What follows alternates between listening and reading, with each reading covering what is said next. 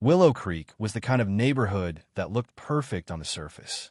Tree-lined streets, pastel-colored houses with white picket fences, and children playing in well-manicured yards. It was a place where people moved to escape the chaos of the city, to find peace and quiet.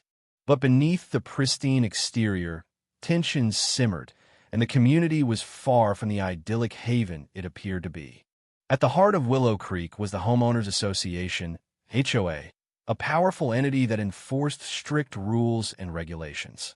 The HOA was led by Maggie Whitaker, a woman whose iron-fisted control over the neighborhood was legendary.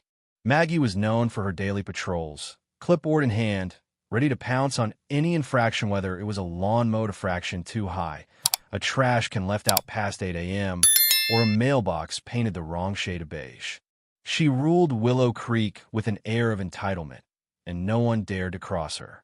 But everything changed when Marcus Johnson, a retired Marine and former police officer, moved into the neighborhood. Marcus had spent decades serving his country and his community, and he was looking forward to a quiet retirement in Willow Creek. He bought a modest ranch-style house on Elm Street, hoping to finally enjoy some peace and quiet. What he didn't expect was to become the target of Maggie's relentless scrutiny. It didn't take long for Maggie to notice Marcus. On his first day in the neighborhood, he was outside mowing his lawn when Maggie approached him, her clipboard clutched tightly in her hand. She scanned his property with a critical eye, her lips pursed in disapproval. "Excuse me," she said, her voice sharp and accusatory. "Do you live here?" Marcus turned off the lawnmower and wiped the sweat from his brow. "Yes, ma'am," he replied with a polite smile. "Just moved in." Maggie's eyes narrowed as she pointed to a patch of grass near the mailbox. "Your lawn is uneven. It's against HOA regulations. You need to fix it immediately." Marcus glanced at the grass, which looked perfectly fine to him. "I'll take care of it," he said, trying to keep the irritation out of his voice. But Maggie wasn't done. She handed him a stack of papers: HOA bylaws, violation notices, and a list of approved lawn care companies. "Read these carefully," she said. "We take our rules very seriously in Willow Creek." Marcus nodded, but inside, he was already starting to feel the weight of Maggie's control. He had dealt with difficult people before, but something about Maggie's demeanor set off alarm bells in his mind. Over the next few weeks, Maggie's harassment of Marcus intensified. She sent him daily notices about supposed violations. His porch light was too bright, his trash cans were too close to the curb, his mailbox was the wrong shade of beige. Each time, Marcus tried to comply, but it was never enough for Maggie. One evening, as Marcus was relaxing on his porch after a long day, Maggie showed up at his door with 2 other HOA members in tow. She thrust another stack of papers into his hands, her face flushed with anger. "Your porch light is still too bright," she snapped. "It's disrupting the harmony of the neighborhood. You need to replace it immediately." Marcus sighed. "Ma'am, I've already replaced the bulb twice. It's a standard warm white light. I don't see how it's a problem." Maggie's eyes flashed with fury. "The rules are clear. If you can't follow them, there will be consequences." Marcus tried to remain calm, but he could feel his patience wearing thin. "I'll look into it," he said, though he had no intention of changing the light again.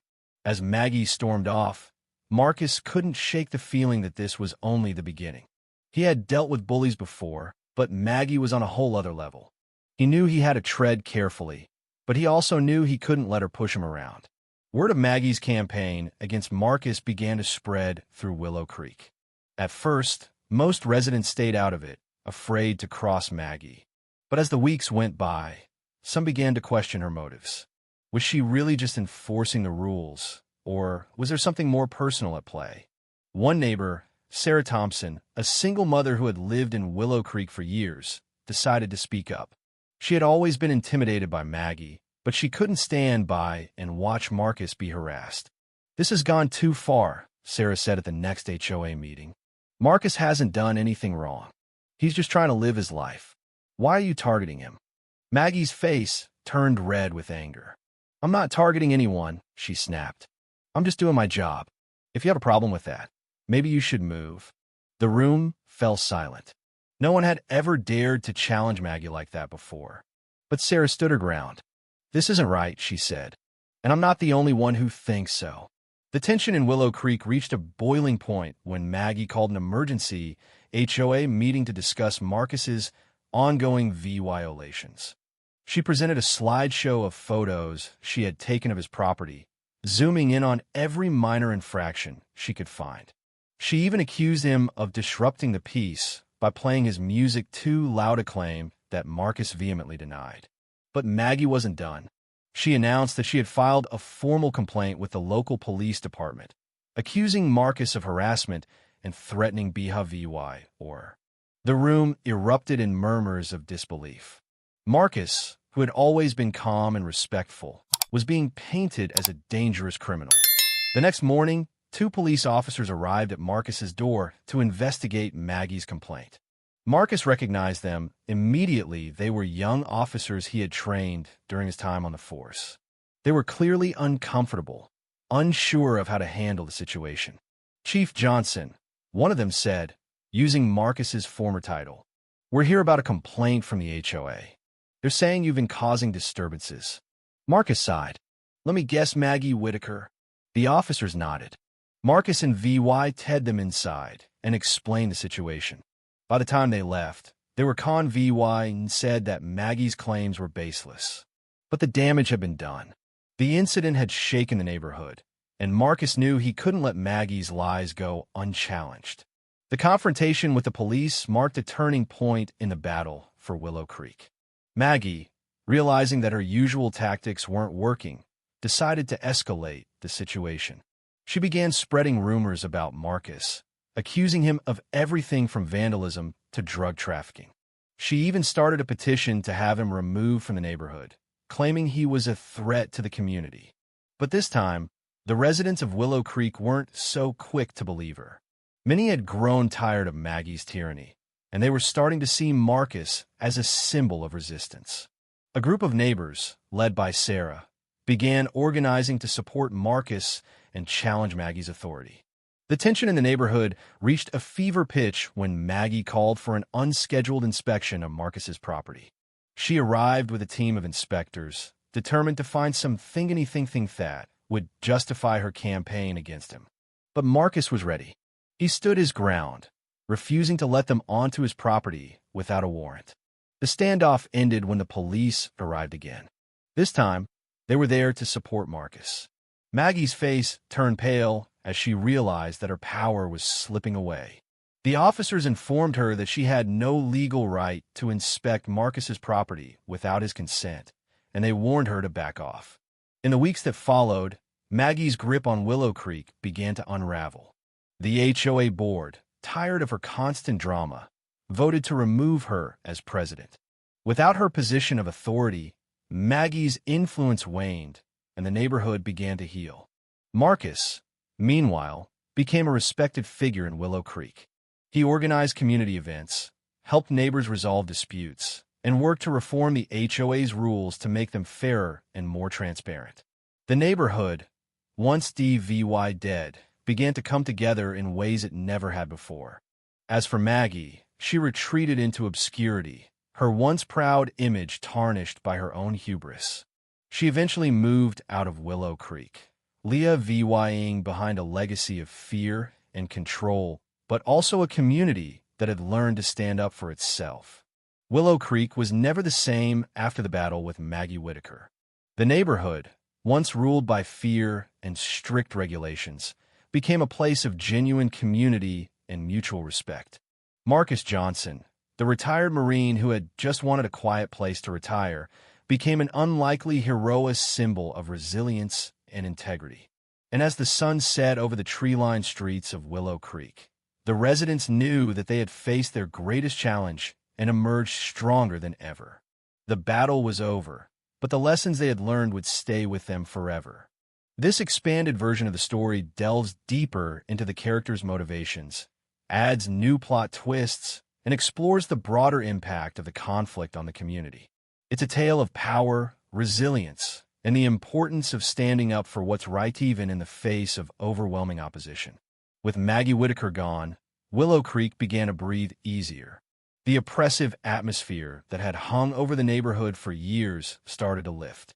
Residents who had once been too afraid to speak up now found their voices, and the sense of community grew stronger with each passing day.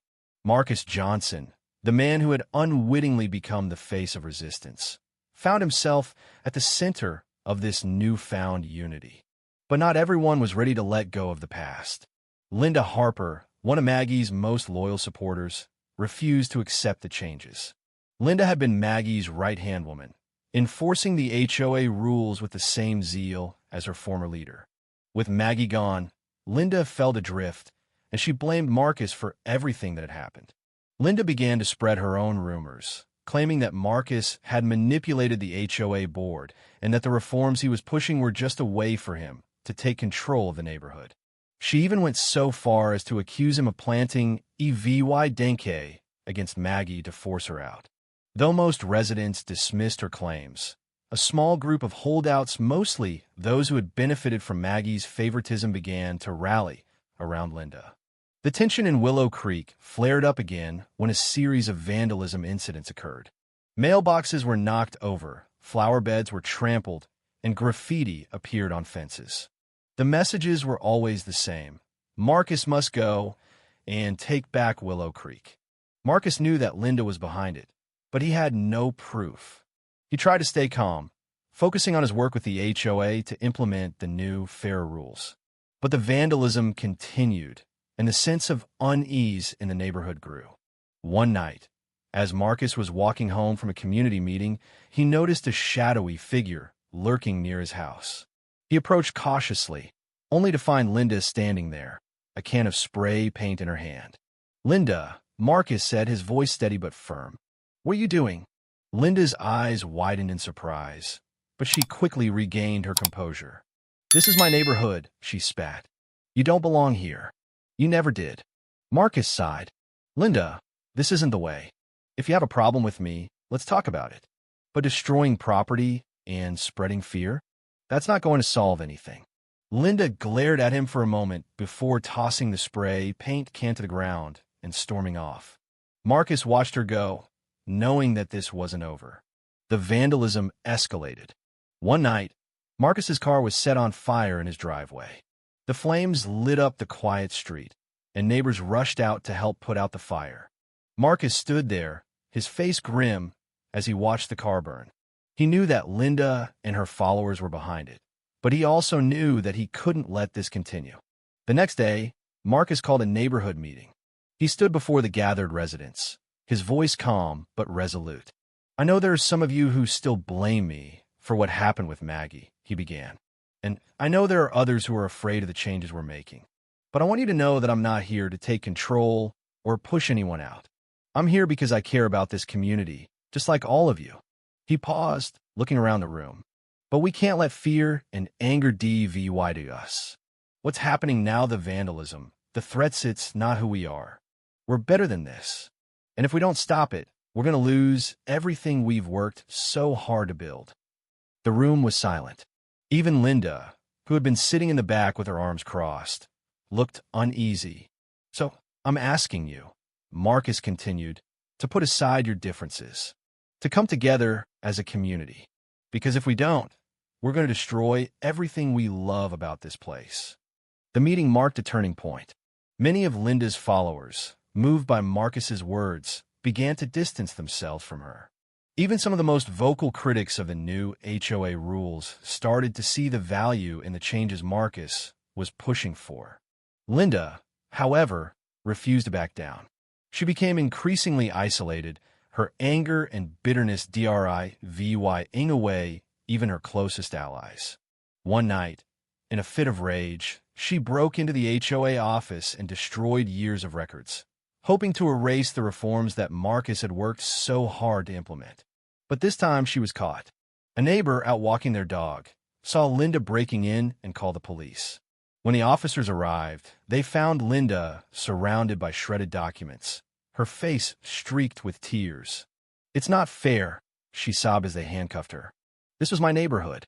Mine." Marcus arrived at the scene shortly after. He watched as Linda was led away, his heart heavy. He had never wanted things to end this way. With Linda's arrest, the final barrier to peace in Willow Creek was removed. The vandalism stopped, and the neighborhood began to heal. The HOA, now led by a more balanced and transparent board, continued to implement the reforms Marcus had championed. The sense of community that had been lost under Maggie's rule was slowly restored. Marcus, though still wary of the spotlight, became a beloved figure in Willow Creek. He organized neighborhood cleanups, helped mediate disputes, and even started a community garden. The residents, once dead, now saw him as a symbol of hope and resilience. One evening, as Marcus sat on his porch watching the sunset, Sarah Thompson approached him with a smile. "You did it," she said. "You brought us back together." Marcus shook his head. "No, Sarah, we did it. All of us." Years later, Willow Creek was a thriving VY Brant community. The scars of the past had faded, replaced by a sense of unity and mutual respect. The HOA, once a source of fear and control, was now a model of fairness and transparency. Marcus Johnson, the man who had once just wanted a quiet place to retire, had become a legend in Willow Creek. His story was told and retold, a reminder of the power of standing up for what's right, even in the face of overwhelming opposition. And as the sun set over the tree-lined streets of Willow Creek, the residents knew that they had faced their greatest challenge and emerged stronger than ever. The battle was over, but the lessons they had learned would stay with them forever. This expanded and reimagined story delves deeper into the characters' motivations, adds new plot twists, and explores the broader impact of the conflict on the community. It's a tale of power, resilience, and the importance of standing up for what's right even in the face of overwhelming opposition. The ending VY to closure, showing how the neighborhood heals and grows stronger after the conflict. Despite the newfound peace in Willow Creek, Marcus couldn't shake the feeling that something was still lingering beneath the surface. The neighborhood had healed, but the scars of the past were still there, faint but present.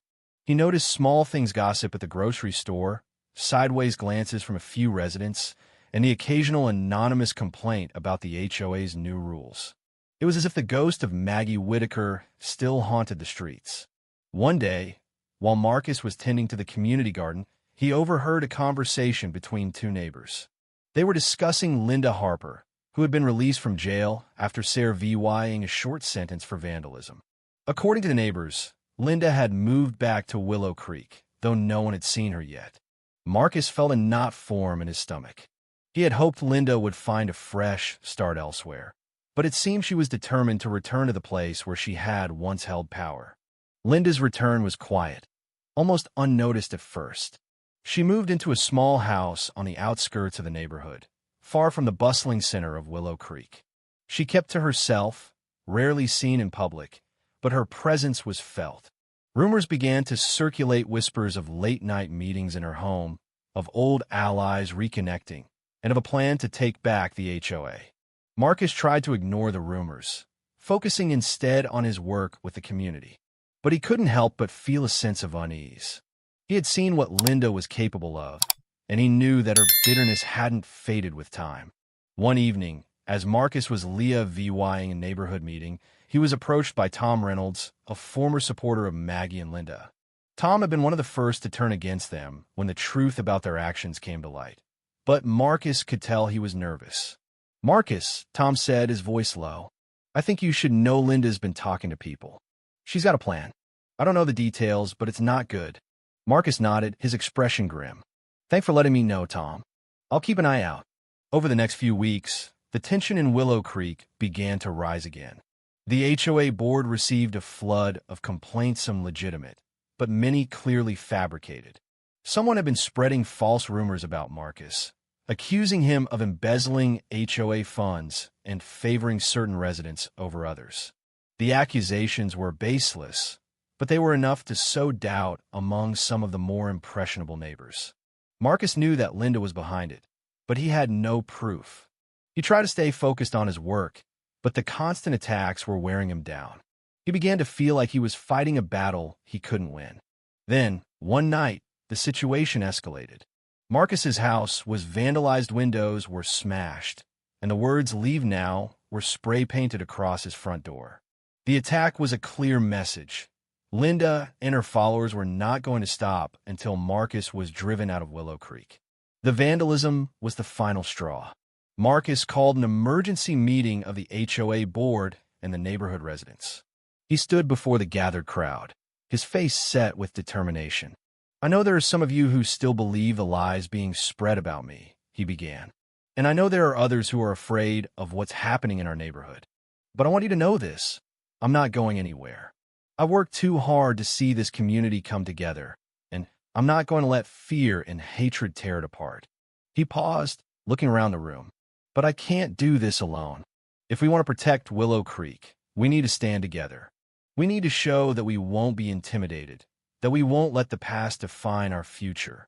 The room erupted in applause. Even some of Linda's former allies stood up to show their support. Marcus felt a surge of hope. Maybe, just maybe, they could overcome this. Linda, however, was not ready to give up. She had spent months planning her revenge, and she wasn't about to let Marcus's speech stop her. She called a meeting of her own, inviting those who still harbored resentment toward Marcus and the new HOA.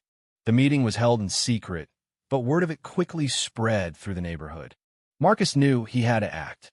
He couldn't let Linda's lies and manipulation tear apart everything they had built.